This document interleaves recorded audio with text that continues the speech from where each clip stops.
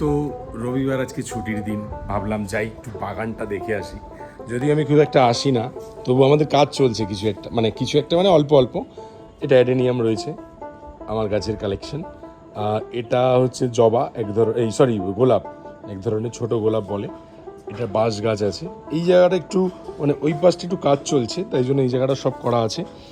এটা যতদূর সম্ভব লিচুর গাছ মেবি, বাবা জানে, আমি এটা শিওর নই।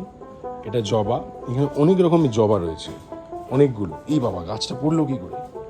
ওয়েট বন্ধুগণ, গাছ পড়ে গেছে।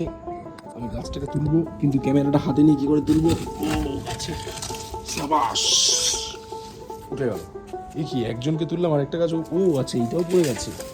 এগুলো সব ওই জলের ড্রামের, এগুলো কেটে এটা সোলার, এইগুলো। এই একটা গাছ, এই গাছটা এত সুন্দর ভাবে উঠেছে, মানে একদম গোড়া থেকে একদম গাছের মতন ঝাঁক হয়ে উঠেছে।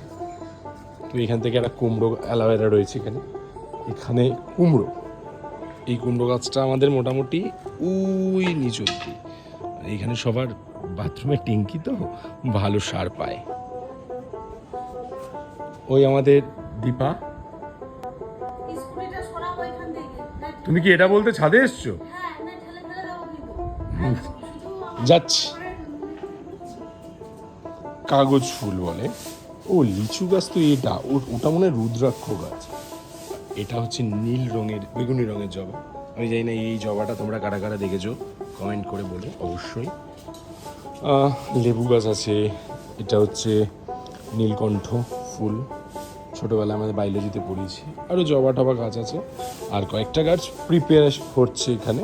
সেটা হচ্ছে ধনে পাতা, লঙ্কা, লাল শাক, পুঁই শাক, পালং শাক। তো একটু এখানে করার চেষ্টা করব, দেখি পারি কি না, হয় কি না। হলে ভালো লাগবে, মাসে একবার তুলে ঘরের জিনিস খাবো, যদিও আমি শাক পাতা সেরকম খাই না।